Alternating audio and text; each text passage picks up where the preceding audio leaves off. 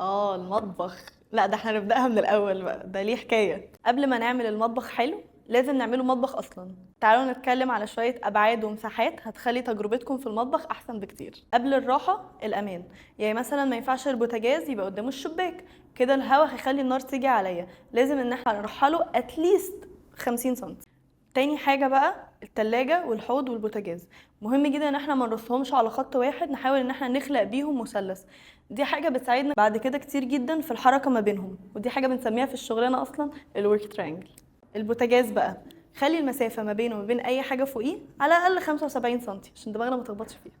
الرخامة بقى بيكون ارتفاعها من 85 ل 90 سنتي عشان ظهرنا، اما عمقها بيكون 60. لو هنحط شوية ديكوريشنز في الاخر خليها 65. طب الممرات بقى يفضل ان احنا نسيب على الاقل 90 سنتي علشان نقدر نتحرك، وكمان لو حبينا نفتح ضرفة او نقفل درج.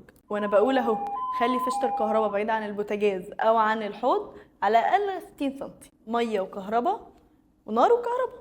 اكبر غلطه ان احنا بنضغط كل حاجه في المطبخ في جزء واحد وبنسيب مساحات كتيره جدا فاضيه ملهاش لازمه. وزعي كل حاجه في المطبخ بشكل ذكي عشان المطبخ شغلته ان هو يساعدنا مش يصعبها علينا.